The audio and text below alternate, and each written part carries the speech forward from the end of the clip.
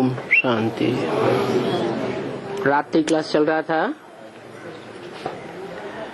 पहले पेज के मध्य आदि में बात चल रही थी।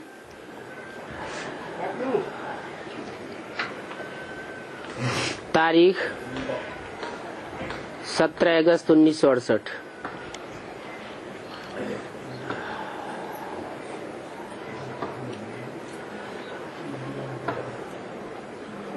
कुमारिका के लिए बोले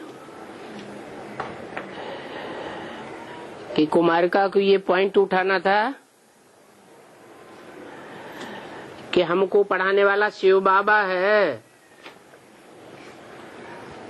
हमको पढ़ाने वाला ब्रह्मा बाबा नहीं है।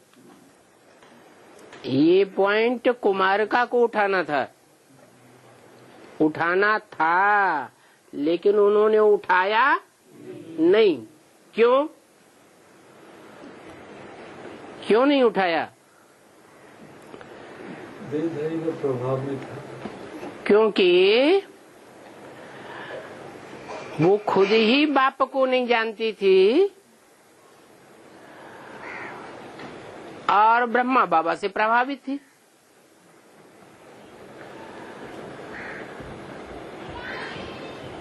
तो अब बाबा ने तो डायरेक्शन दे दिया, कुमारिका को उठाना था। जिसको उठाना था उसने नहीं उठाया, तो क्या बाबा का वाक्य झूठा चला जाएगा? नहीं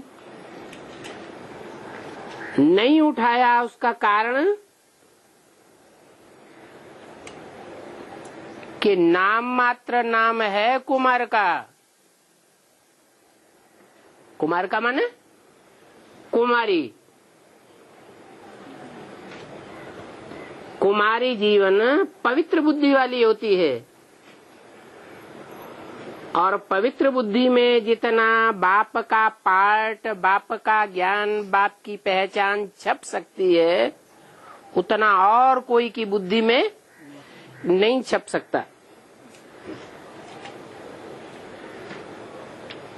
तो उन्होंने नहीं बता पाया, नहीं सुनाया, ये पॉइंट नहीं उठाया।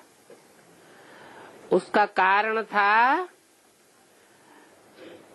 कि उनको पार्ट बजाना था बेटी का। किसकी बेटी? बाप की बेटी का नाम है, प्रसिद्ध है, माया बेटी। तो माया बेटी बाप का नाम छुपाएगी या प्रत्यक्ष करेगी? बाप को गुम करेगी और अपने को प्रत्यक्ष करेगी। प्रूफ भी सामने आ गया। ब्रह्मा बाबा के शरीर छोड़ने के बाद सर्विस अर्थ जब बड़े बड़े प्रोग्राम मेगा प्रोग्राम किए गए, उनमें जो बड़े बड़े पोस्टर छपाए गए त्रिमूर्ति के, उसमें ऊपर निराकार शिव ज्योति बिंदु दिखाया गया और नीचे तीन मूर्तियों में कौन कौन दिखाया गया? ब्रह्मा, विष्णु, शंकर।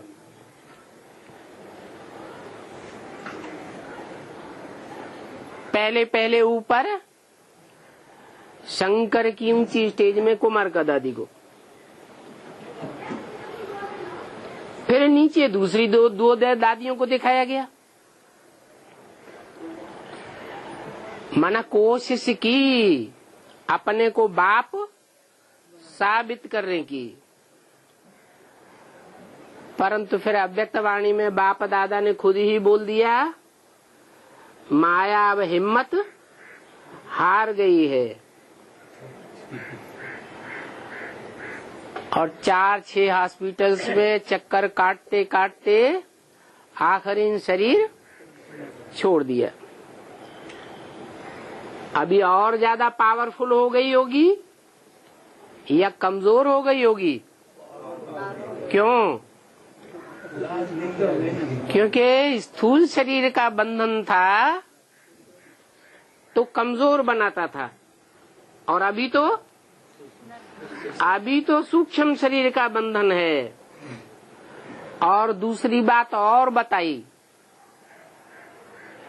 कि माया ने प्रकृति माता से हाथ मिला लिया। क्या हाथ मिलाई लिया? माना दोस्ती कर ली। पहले दोस्ती नहीं थी और अभी दोस्ती हो गई। रावण के कितने सिर दिखाए जाते हैं? 10 सिर। 5 विकार हैं माया के रूप: काम, क्रोध, लोभ, मोह, अहंकार। और 5 हैं प्रकृति के मुख। प्रकृति जड़त्वमयी है। बुद्धि कैसी है? मंद बुद्धि है, जड़त्वमयी बुद्धि है। इसलिए रावण की युगल का नाम दिखाया जाता है मंदोदरी। उदर है, उदर माने पेट। कैसा पेट है? मंद बुद्धि है, मंद बुद्धि रूपी पेट है, लेकिन है बहुत पावरफुल। माया बेटी बाप के जो सच्चे ब्राह्मण बच्चे सूर्यवंशी हैं, उनका अब तक भी कुछ भी नहीं बिगाड़ सकी।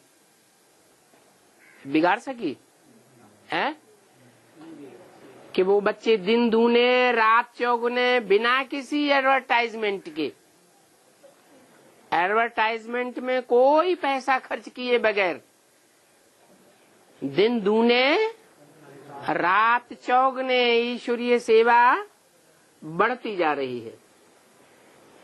तो माया चाहते हुए भी, विघ्न की दीवार बनते हुए भी विघ्न नहीं डाल सकी ईश्वरीय सेवा में। नहीं तो विघ्नों की दीवार बड़ी प्रसिद्ध है। मुसलमान लोग जब अपने पूजा के स्थान में इबादत करने जाते हैं तो किसके सामने बैठते हैं? दीवार के सामने बैठते हैं। ये शूटिंग यहाँ होती है और वो ब्राह्मण ये शूटिंग करते हैं जो माया बेटी को दीवार बना करके अपने सामने रखते हैं। साफ कह देते हैं, हम तब मानेंगे जब दादी मानेंगी, नहीं तो हम मानने वाले नहीं हैं।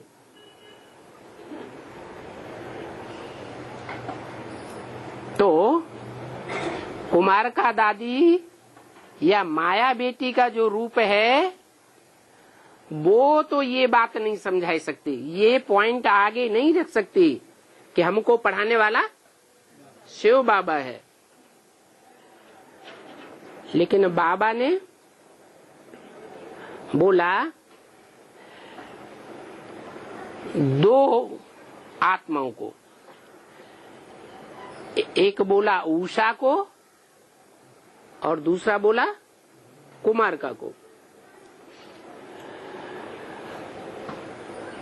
तो उषा ने तो बताया और ठीक बताया। उषा माना सूर्य निकलने से पहले जो लाल लाल निकलती है उसका नाम है उषा। अंधकार का डायरेक्ट सामना सूर्य नहीं करता। कौन करता है? अंधकार के पीछे डायरेक्ट मुकाबला करने वाली पहले प्रत्यक्ष होती है लाल लाल उषा।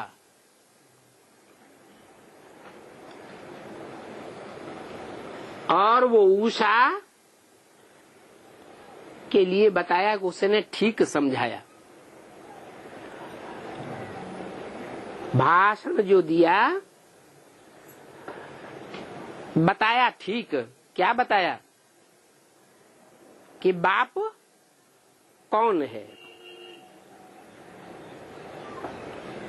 हमारी सेवा की ये अहम ऑब्जेक्ट है। हम जो ईश्वरीय सेवा करते हैं एडवांस ज्ञान की, उसकी अहम ऑब्जेक्ट क्या है? बाप को प्रत्यक्ष करना। चित्र लक्ष्मी नारायण और शिव का चित्र वहां पर ले गए थे, बॉम्बे की बात है, तो उस पर ही समझाना चाहिए।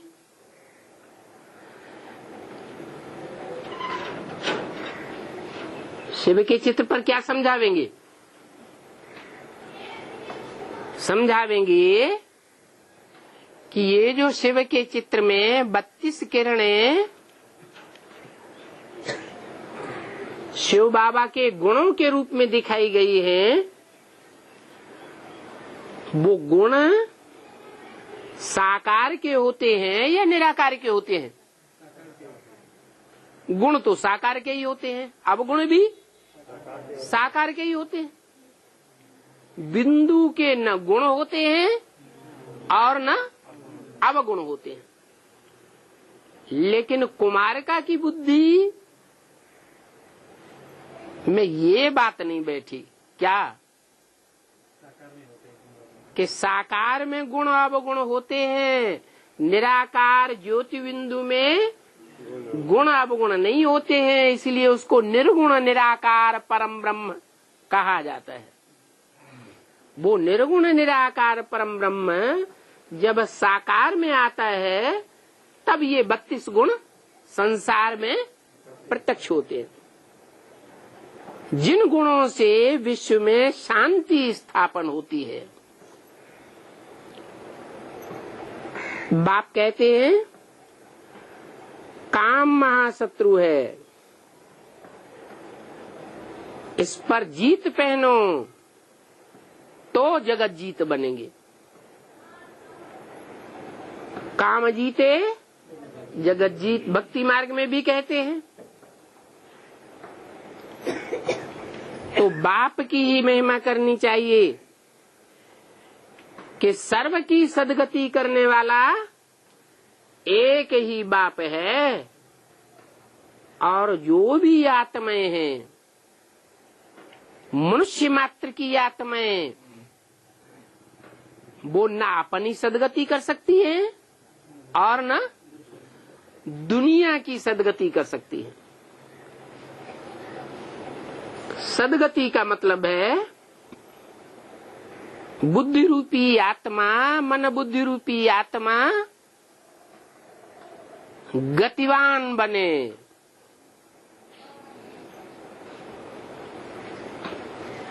और गतिवान बन करके ऊंची स्टेज में जाए। निम्नगामी न हो। कैसी हो? ऊंची स्टेज में जाने वाली हो। नहीं तो बुद्धि मनुष्यों की धरणी की ओर खिंचती चली जाती है। अभी सारी दुनिया की बुद्धि नीचे लगी हुई है, देह अभिमानी की मिट्टी में धस रही है या ऊपर जा रही है? नीचे जा रही है। तो सबकी मन बुद्धि रूपी आत्मा की सदगति करने वाला एक ही बाप है, जो ज्ञान से सदगति करता है। और वह ज्ञान कोई भी मनुष्य मात्र में नहीं है। क्यों नहीं है? क्योंकि जो भी मनुष्य मात्र हैं वो सब पतित हैं। मना उनकी मन बुद्धि कैसी स्टेज में है? पतित स्टेज में है, नीचे की ओर गिरी हुई है, जिनकी खुद ही बुद्धि नीचे की ओर गिरी हुई है, वो दूसरों को कैसे ऊपर उठावेंगे? हम सब पतित हैं। पतित दुनिया में सब पतित, और पावन दुनिया बनाने वाला एक बाप। पावन दुनिया में होंगे सब पावन। तो बाप कहते हैं कि पावन बनने के लिए मुझे एक एवर प्योर को याद करो। एवर प्योर क्यों? क्योंकि वो ऊपर का रहने वाला है, ऊंचे ते ऊंचे धाम का रहने वाला है, तो भी प्योर है। और इस पतित दुनिया में आता है, पतितों के संग में आता है, और पतितम कामी कांटे में प्रवेश करता है। प्रवेश करने और संग के रंग में आने के बावजूद भी वो पतित है या पावन है? तो भी वो पावन है। कोई कहे ये तो सब बक बक करने की बातें हैं, हम कैसे माने? तो एक एक ब्राह्मण के जीवन से पूछा जाए उसका अनुभव, कि जिन दिनों विकारी जीवन बनता है, उन दिनों बुद्धि में से ज्ञान की बातें उड़ जाती हैं या ज्ञान में रमण करती है बुद्धि? बुद्धि से ज्ञान की बातें ही उड़ जाती हैं। ऐसी बुद्धि हो जाती है जैसे गरम तवा, पानी की बूंद डालो और पटाख से उड़ जाता है। ऐसी स्थिति हो जाती है मनुष्यों की।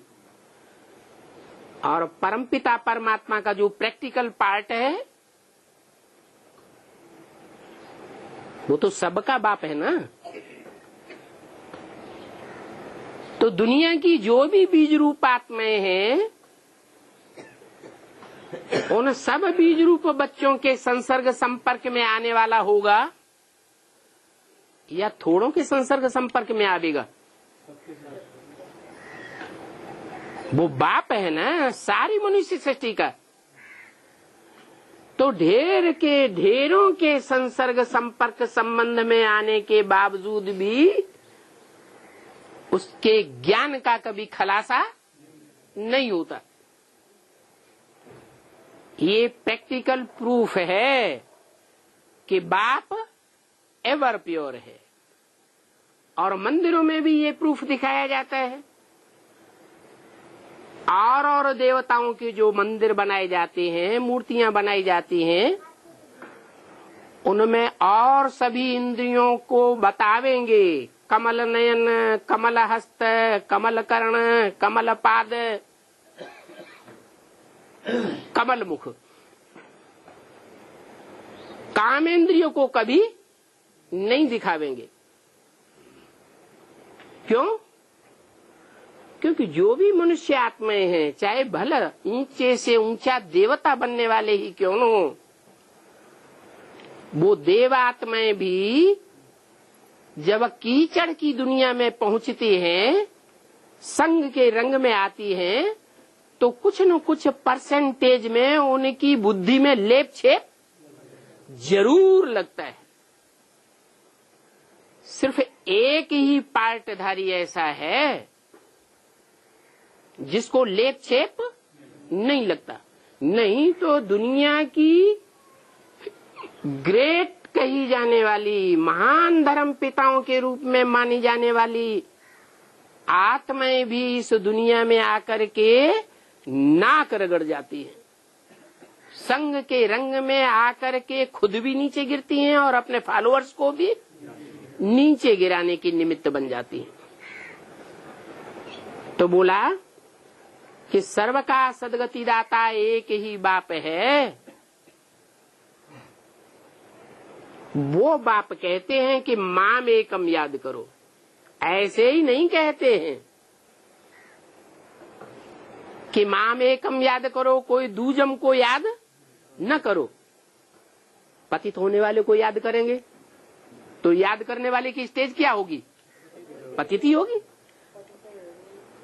और जो सदैव पावन रहने वाला है उसको याद करेंगे तो वैसा ही संकरंग लगेगा।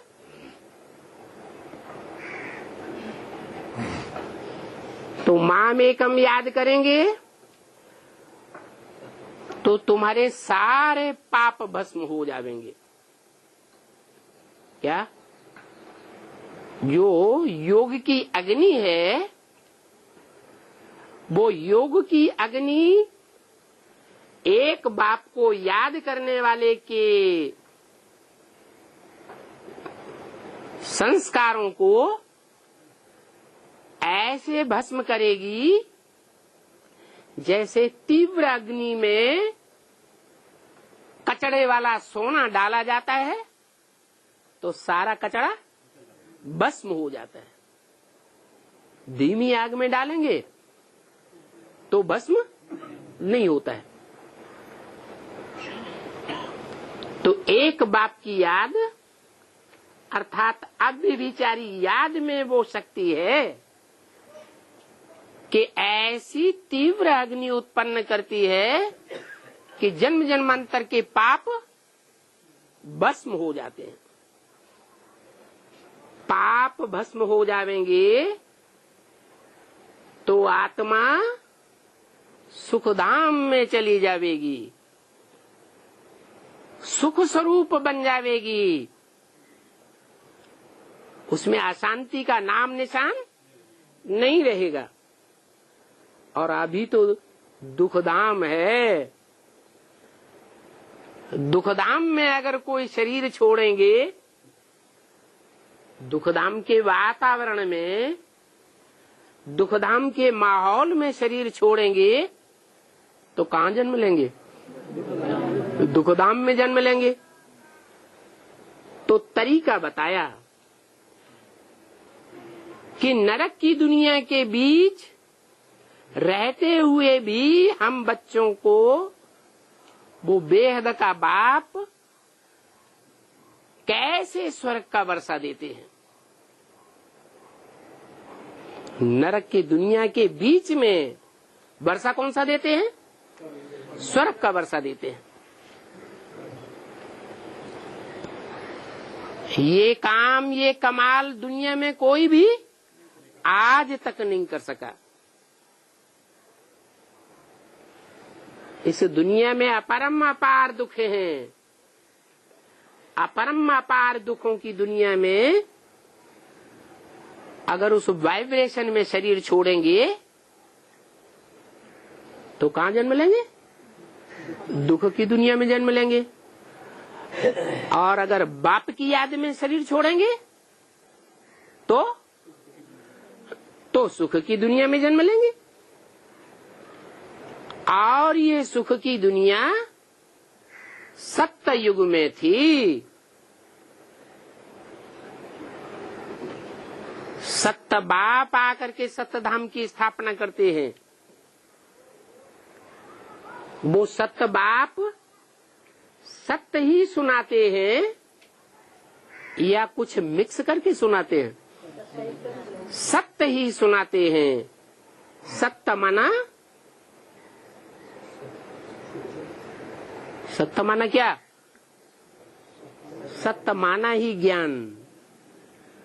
अगर उसमें थोड़ा भी अंश, जैसे दूध के भरे हुए घड़े में एक बूंद सर्प का विष डाल दिया जाए तो क्या हो जाएगा?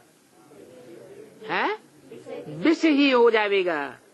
ऐसे ही ईश्वर की वाणी में, ईश्वर के ज्ञान में थोड़ा भी मिक्सचरिटी का अंश होगा तो सारा ही अज्ञान असत्य हो जाएगा। तो एक बाप सत्य सुनाते हैं और बाकी सब मनुष्य मात्र कुछ न कुछ मिक्स जरूर हो जाता है। क्रिश्चियंस भी कहते हैं 5000 साल पहले सुखधाम था, मना क्राइस्ट से 3000 साल पहले भारत में लॉर्ड कृष्ण का राज्य था। फिर वही लॉर्ड कृष्ण का राज्य अब फिर से स्थापन हो रहा है। तो उषा ने अच्छे पॉइंट पर लाया, कुमारिका ने नहीं। किसने लाया? उषा ने।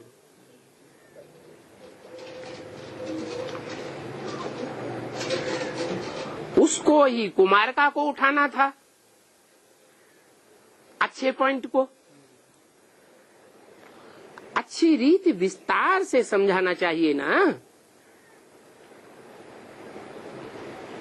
उषा ने तो इशारा ठीक ही दिया है।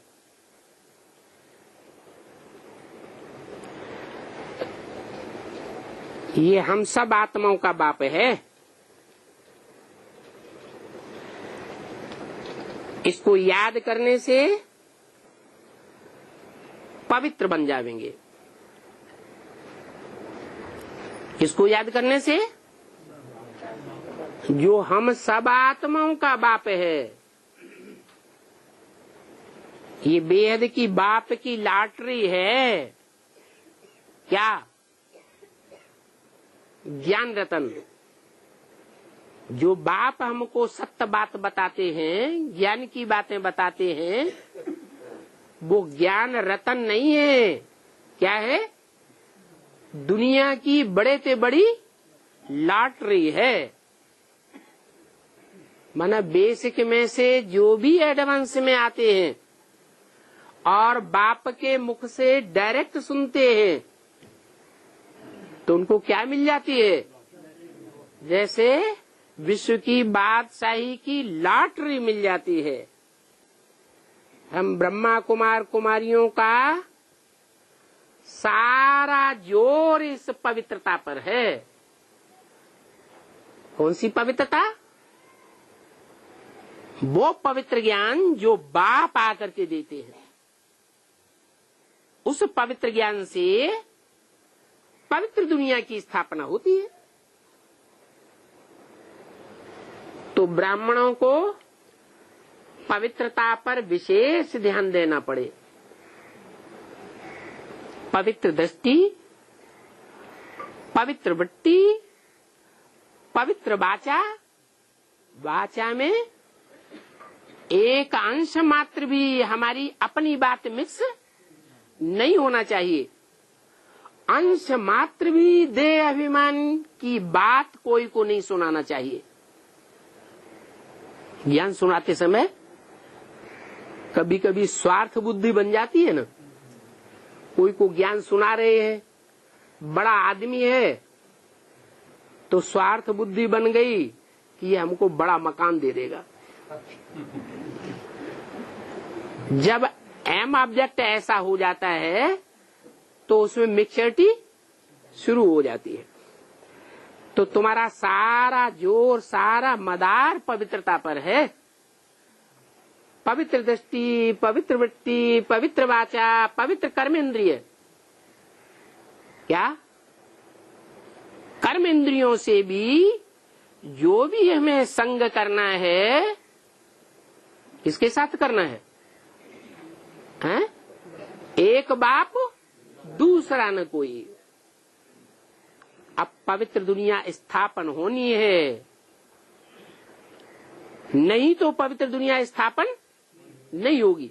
अगर व्यभिचारी बनते रहेंगे, वाचा से व्यभिचारी बनेंगे, कानों से व्यभिचारी बनेंगे, अनेकों की बात सुनेंगे, तो पवित्र दुनिया स्थापन होगी या व्यभिचारी दुनिया स्थापन होगी? एक के अलावा अगर औरों से भी ज्ञान सुना तो ज्ञान ही व्यभिचारी हो जाएगा। फिर जो व्यभिचारी ज्ञान हम धारण करेंगे, उससे हमारे वाइब्रेशन, दृष्टि, वृत्ति कैसी बनेगी? व्यभिचारी बनेगी।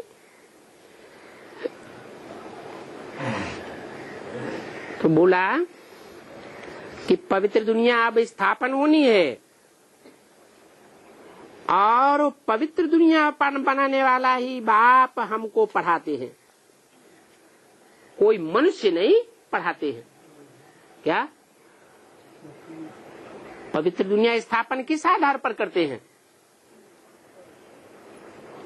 वो सदैव स्वस्थिति में स्थित रहने वाला बाप है, कभी भी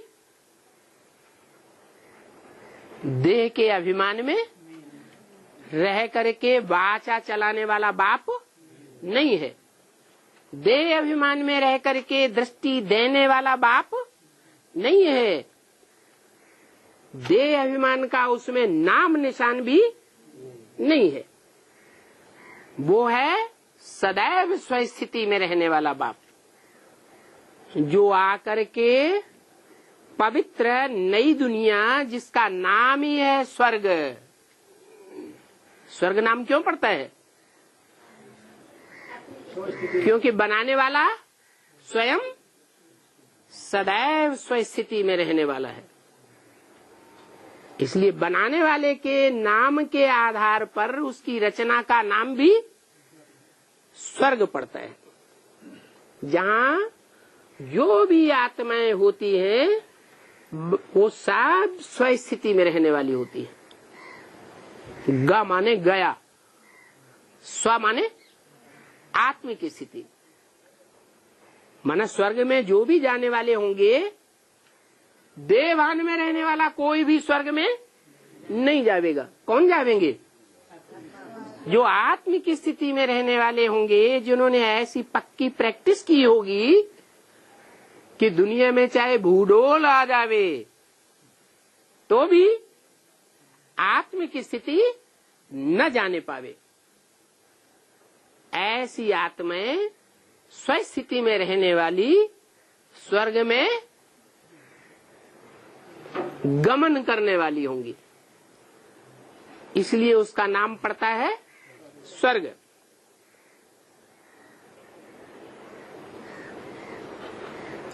तो वही बाप हमको पढ़ाते हैं जो स्वर्ग स्थापन करते हैं। भगवान ने ही स्वर्ग की स्थापना की है।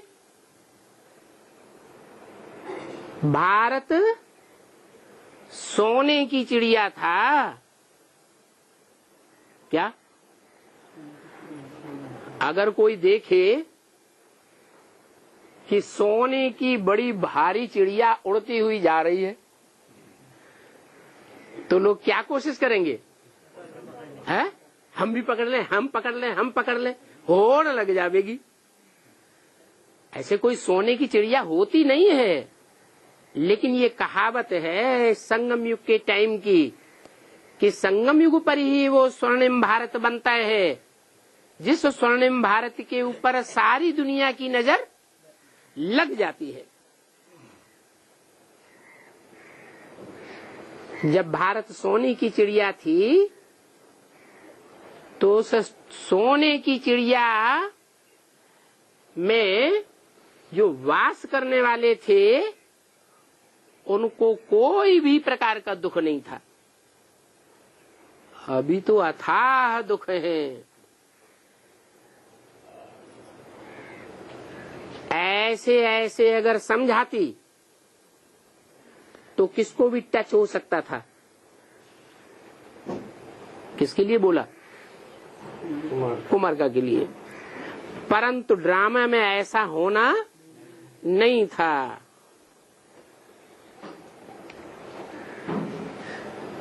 अगर वर्णन करना है तो भी इन्हें लक्ष्मी नारायण का ही वर्णन करना है। क्यों? महिमा गानी है तो सिर्फ लक्ष्मी नारायण की ही क्यों गानी है? क्योंकि दुनिया में जितने भी मनुष्य मात्र हैं, जो भी देवात्माएं हैं, सबकी ग्लानी है, लेकिन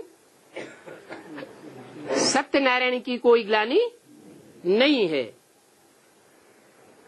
तो उनका ही गायन करना चाहिए। यही राज्य अब फिर से स्थापन हो रहा है। हमारी ये पांडव सेना है क्या? कोई राज्य लेना होता है तो किसका सहारा लेते हैं? सेना बनाते हैं, संगठन तैयार करते हैं। तो ये हमारी पांडव सेना है। पांडव सेना नाम क्यों दिया? पंडा के सब बच्चे हैं। हमको श्रीमत देने वाला एक ही पंडा बाप है जो रास्ता बताता जाता है। पंडा क्या करता है? रास्ता बताता है। जिस रास्ते पर, श्रीमत के रास्ते पर चलने से हम श्रेष्ठ देवता बनते हैं। तो बच्चों को सर्विस का शौक होना चाहिए, परंतु देह अभिमानी से देही अभिमानी बन नहीं सकते हैं।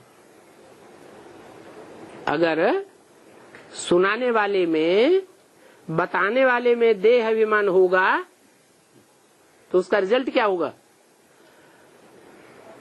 पहले तो जो सुनाने वाला है, बताने वाला है, वो खुद देह अभिमानी बनेगा, आत्माभिमानी बन ही नहीं सकता। ये क्रिमिनलाई पागल बना देती है।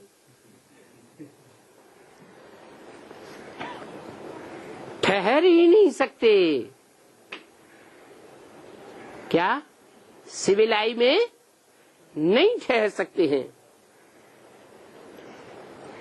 क्योंकि जो सिविलाई बनते हैं, देही अभिमानी बनते हैं, वो देही अभिमानी बनने वाले के सामने जो भी आएगा वो शांत हो जाएगा। जैसे पारस पत्थर का जिक्र है ना, जो भी संसर्ग में आए तो सोना बन जावे। पारसनाथ कहते हैं ना।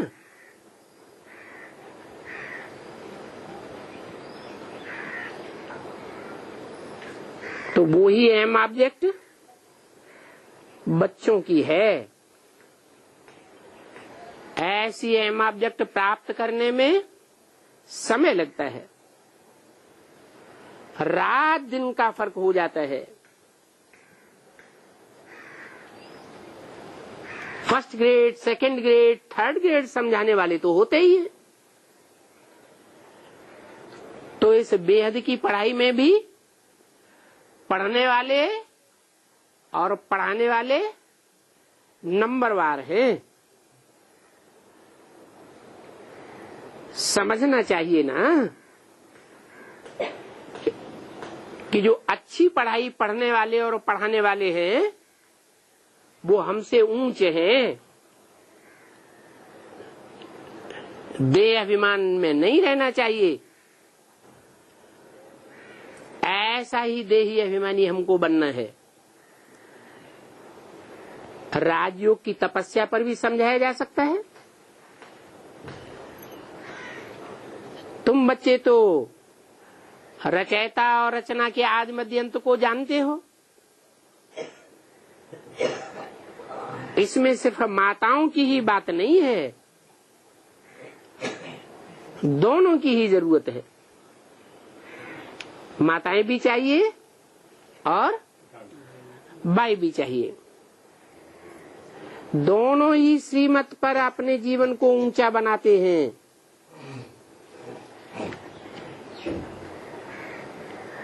श्रीमत से ही पवित्र दुनिया स्थापन हो रही है।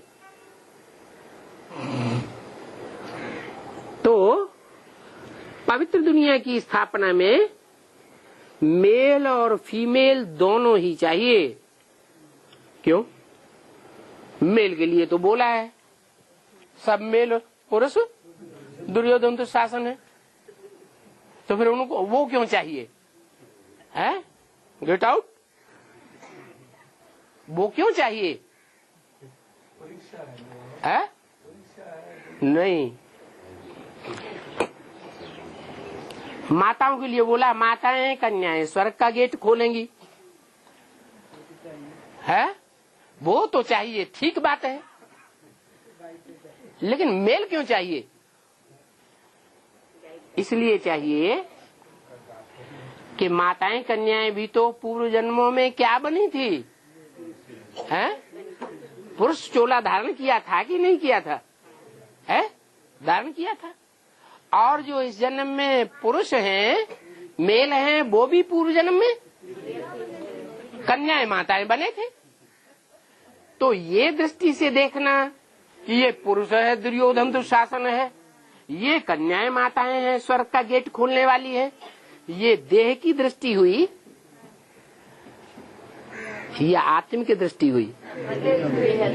अगर देह की दृष्टि है तो सिर्फ वर्तमान जन्म को ही देखेंगे। क्या? किसको देखेंगे? वर्तमान जन्म को ही देखने वाले हुए।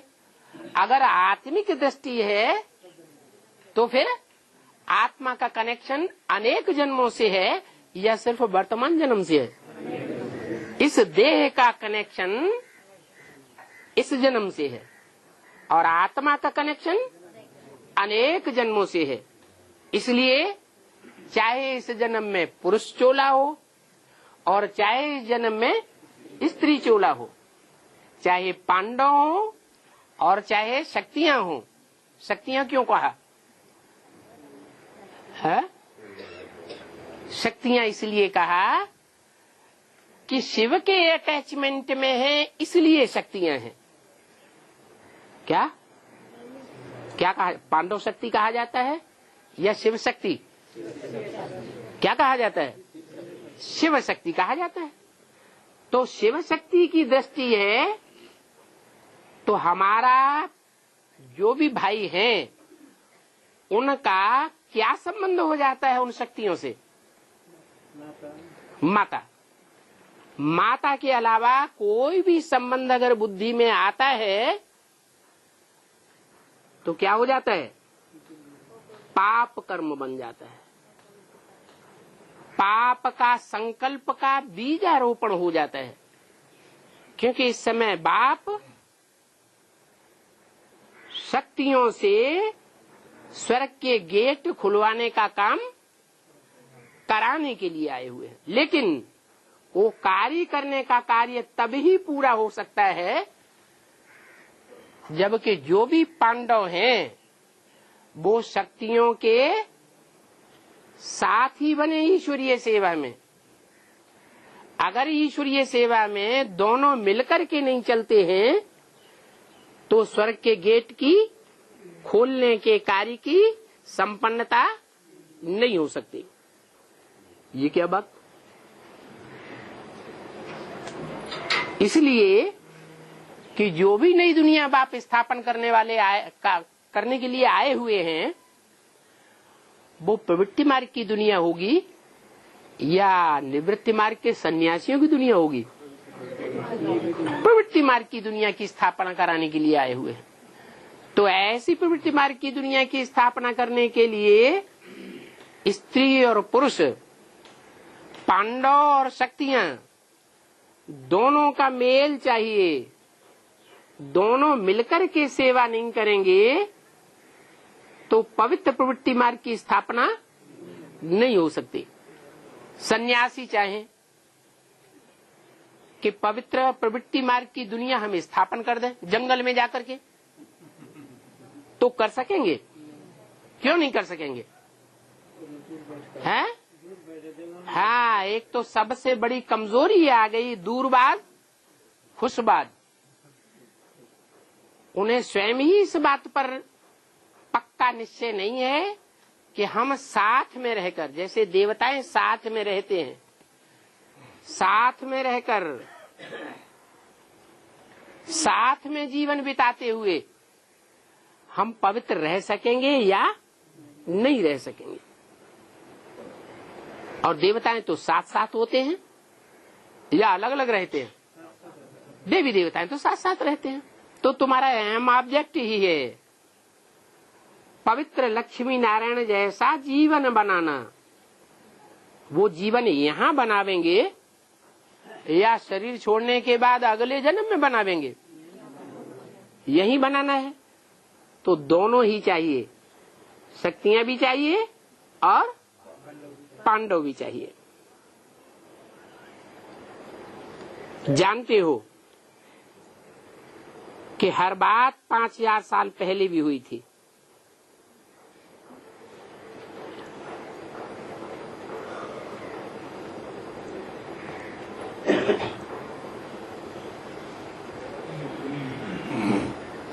सूरत का कोई ब्रह्मा कुमार कुमारी की बात उठाई, बोले कि लिखे कि ये नई दुनिया स्थापन हो रही है, कल पहले मिसल, कोई नई बात नहीं है। 5000 वर्ष पहले भी ये सब हुआ था। 5000 वर्ष पहले मुआफिक राम राज्य की स्थापना हो रही है। पहले भी हुई थी और अब फिर से ये राम राज्य की स्थापना हो रही है। और जिस राज्य की स्थापना हो रही है वो दुनिया तो पहले भी पवित्र ही थी। पवित्र ही दुनिया ही होती है। अभी है विकारी दुनिया। कौन सी दुनिया की बात बताई? क्या नाम दिया है? अरे जो नई दुनिया स्थापन होगी उसका नाम क्या दिया? राम राज्य की दुनिया। यथा राजा तथा प्रजा। तो वहां राजा कैसा होगा?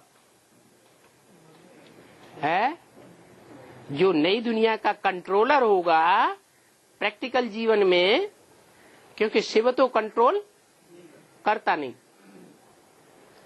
न तो किसी के कंट्रोल में रहता है और न किसी को कंट्रोल करता है। उसका कर्मों का हिसाब किताब का लेखा जोखा ही किसी के साथ नहीं बनता। तो नई दुनिया का पहले पहले कंट्रोलर कौन होता है? राम राज्य का गायन है ना। कृष्ण राज्य का गायन नहीं है, नारायण राज्य का गायन नहीं है, ब्रह्मा राज्य का गायन नहीं है, विष्णु राज्य का गायन नहीं है। किसका गायन है?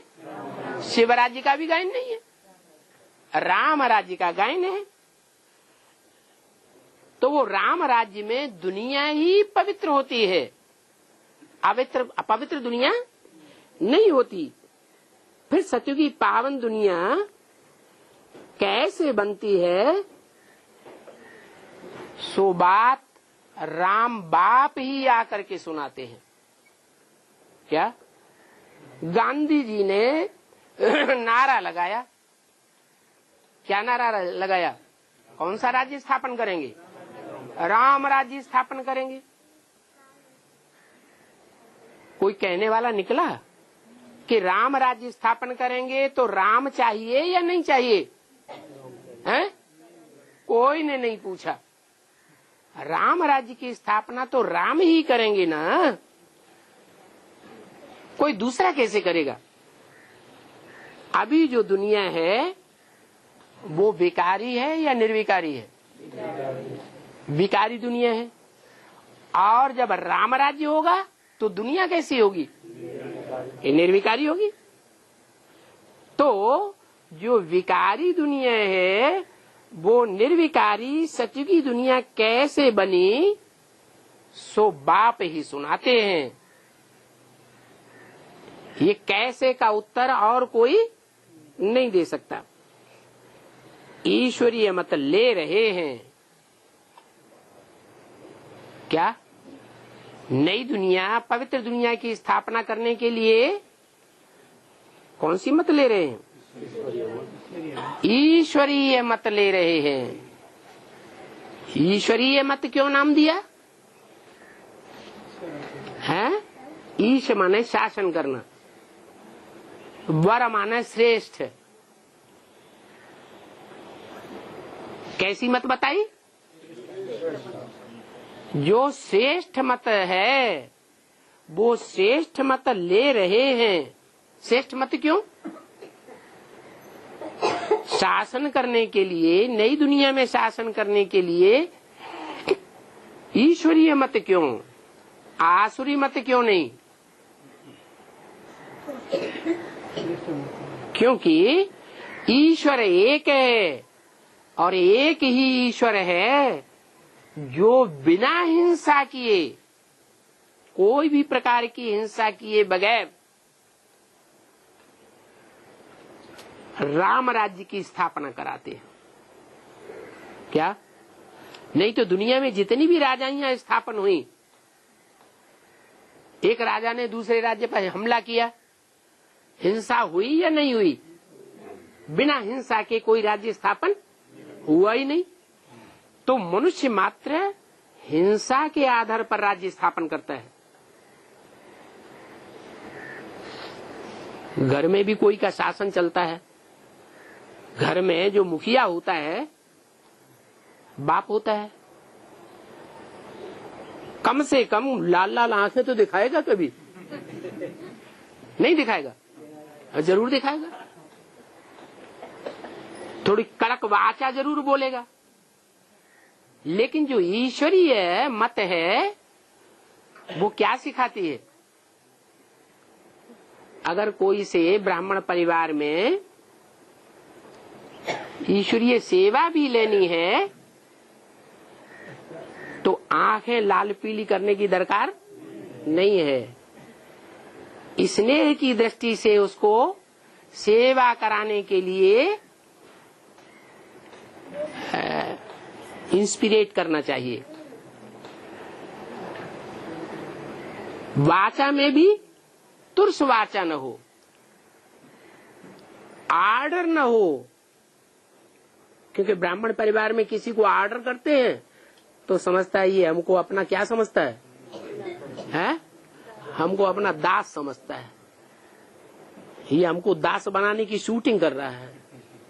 समझता है कि जो आगे आने वाली दुनिया है 5000 वर्ष में, उसमें हम इसके दास होंगे। तो उसके दिल को हिंसा की अनुभूति होती है या नहीं होती है? होती है। तो सेवा के लिए भी अगर हम कोई सेवा किसी से कराने के लिए कहेंगे तो उसका कल्याण हो रहा है कि नहीं हो रहा है? कल्याण तो हो रहा है। लेकिन उसके कल्याण के लिए भी अगर हम कोई बात बोल रहे हैं तो उसमें भी आर्डर नहीं होना चाहिए। क्या होना चाहिए? रिक्वेस्ट होना चाहिए। भाई जी, बहन जी, क्या ये सेवा में सहयोग दे सकेंगे? तो ये हुआ रिक्वेस्ट करना। माने वाचा से भी, दृष्टि मात्र से भी या कर्मेंद्रियों से भी किसी भी प्रकार की हिंसा नहीं करनी है। ऐसी ईश्वरीय मत से हम नई दुनिया राम राज्य की स्थापना का कार्य संपन्न करते हैं। ऐसी श्रीमत हम अभी ले रहे हैं। कलयुग में तो होते हैं मनुष्य। या कलयुग में जो राज्य होता है, इसका राज्य चलता है सारी दुनिया में। मनुष्यों का राज्य चलता है। मनुष्यों का जो राज्य चलता है वो अपनी मनमत चलावेंगे कि ईश्वर की मत के आधार पर चलेंगे। सब अपनी मनमत के आधार पर राज्य करना चाहते हैं। चाहे अपने घर में राज्य करें, चाहे छोटे से कस्बे में राज्य करें, चाहे किसी नगर का शासन करें, चाहे किसी देश का शासन करें, अपनी मनमत के आधार पर करते हैं। इसलिए इसको कहा जाता है कलह कलेश का युग, कलयुग। सतयुग में होते हैं देवताएं। देवताएं क्यों? सतयुग में आसुर क्यों नहीं? हाँ, क्योंकि ईश्वरीय मत सत्य बात बताती है और सत्य के आधार पर रोज जो राज्य स्थापन होता है उस राज्य में बाप अभी हमको रहने के लिए या जाने के लिए या सुख भोगने के लिए ये सिखावनी दे रहे हैं कि दूसरों को देना है, किसी से लेने की इच्छा नहीं करनी है। जब ये भाव बुद्धि में बैठ जाता है जिन आत्माओं की बुद्धि में, तो उनको सतयुग में क्या नाम देते हैं? देवताएं। ये देवता नाम भी किस लिए पड़ता है? अभी संगम युग में जो हम मेंटेलिटी हमारी बनती है, उस मेंटेलिटी के आधार पर हमारा नाम सतयुग में देवता पड़ता है। तो वो देवता अभी बनना है, इस जन्म में बनना है, या सतयुग में जाके बनेंगे?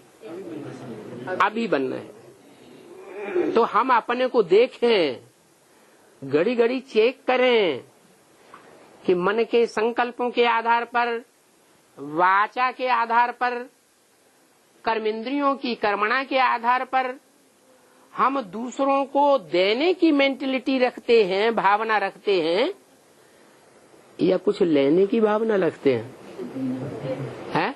जो भी कर्म करें, जो भी वाचा बोलें, उसे चेक करें। सारे दिन की वाचा, सारे दिन की कर्मणा, सारे दिन की जो भी दृष्टि की भी गति होती है, उसमें ये चेक करें कि देने की भावना थी या लेने की भावना थी।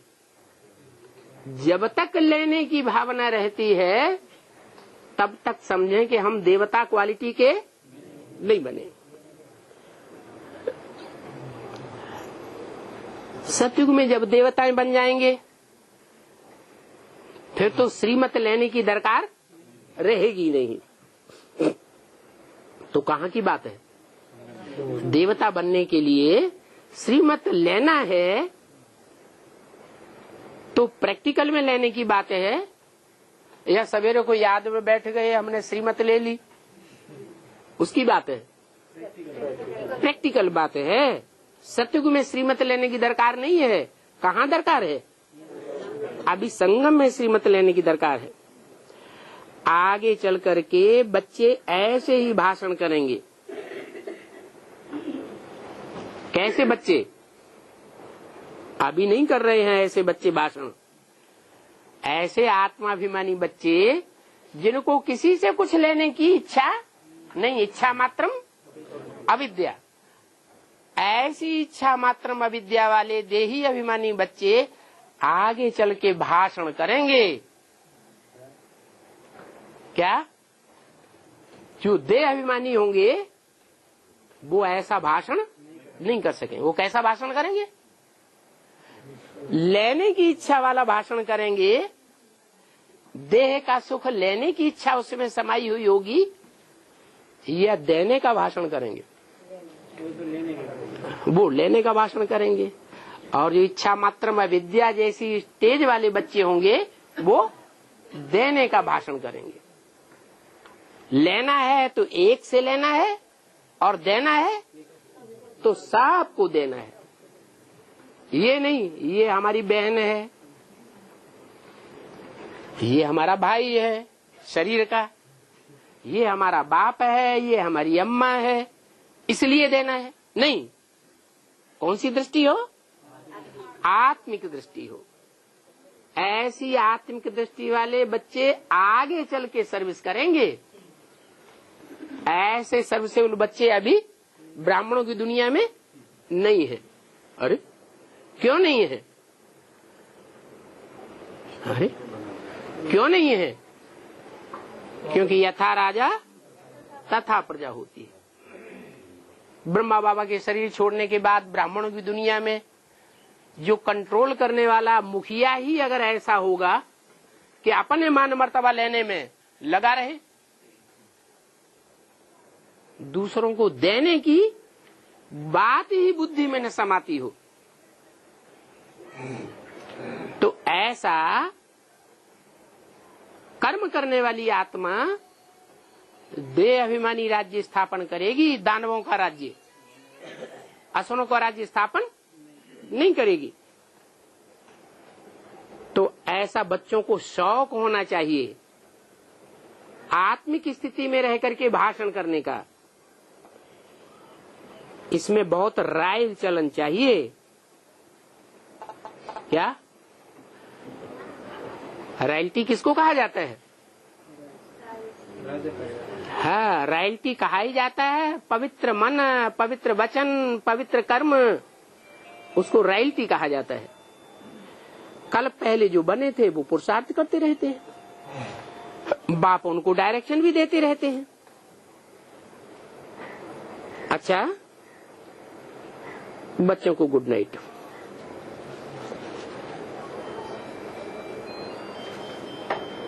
थोड़े से और कोई मुरली के 19, 60, 68 की प्रातः क्लास के खास जोरदार पॉइंट 2-4 लाइन में दिए हैं।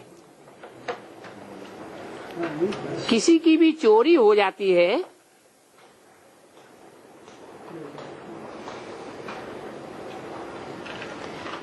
तो सब कुछ चला जाता है, ऐसे होता है ना। तुम बच्चों को बाप से राजाई मिलती है,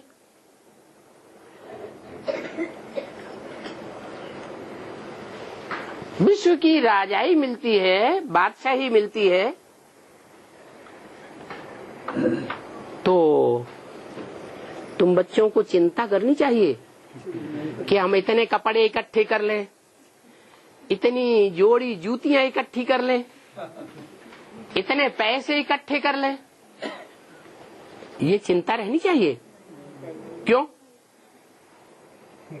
अरे हमको बाप से विश्व की बादशाही मिलती है तो क्या कपड़े आदि नहीं मिलेंगे? है? क्या ऐसा बाप मिला है जो विश्व की बादशाही तो दे वर्षे में, और विश्व की बादशाही देने वाला बाप हमको कपड़े आदि न दे? जाओ नंगे घूमो। हाँ, बाप सिर्फ कहते हैं कि फालतू खर्चा नहीं करना है। वो भी किस लिए कहते हैं? इसलिए कहते हैं कि कम खर्च बाला नसी। बाप ने ये हमारे कल्याण की बात बताई क्या, कि हम जितना ही यज्ञ का कम पैसा खर्च करके काम चलाएंगे उससे हमारा भाग्य बाला बनेगा। भाग्य कैसा बनेगा? ऊंचे से ऊंचा भाग्य बनेगा अगर हम कम खर्च में यज्ञ का ज्यादा से ज्यादा काम निकालेंगे। कोई होते हैं ज्यादा खर्च करते हैं और सेवा वो कम निकलती है, रिजल्ट कम निकलता है। मम्मा ने कैसी सेवा की? ओम राधे मम्मा ने कैसी सेवा की? एक फ्रॉक पहन के आई, इतना भाग्य कैसे बन गया जो सतयुग में जाकर के महारानी बनेगी? क्या विशेषता थी उनके कार्य व्यवहार में? यही विशेषता थी कि यज्ञ का एक एक कौड़ी पाई पैसा किस दृष्टि से खर्च किया कि ये यज्ञ का पैसा है, इसको एक एक पैसे की बहुत वैल्यू समझनी चाहिए, कहीं व्यर्थ न चला जाए।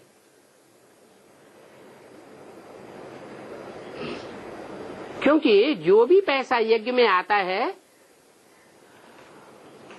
उसमें बहुत पैसा कुछ ऐसा होता है जो माताएं, अबलाएं बड़ी मुश्किल से पैसा निकाल करके यज्ञ में अर्पण करती है। क्या? एक एक पैसा निकाल करके माताएं यज्ञ में बड़ी भावना से देती हैं, मदद करती हैं। और किस लिए मदद करती हैं? वो पैसा फालतू कुछ बातों में खर्च कर दिया जाए है? वो चाहती हैं हमारा एक एक पैसा भी जो है यज्ञ में आया हुआ वो बहुत बड़ा काम करके दिखावे। क्योंकि अबलाएं मदद करती हैं ना स्थापना, स्वर्ग स्थापना के कार्य में, उनके पैसे फिर यूं ही बर्बाद नहीं करना चाहिए। क्यों ही? यूं ही माने कैसे? कि उन्होंने जो पैसे दिए हैं वो श्रीमत के बरखिलाफ काम में न चले जाएं।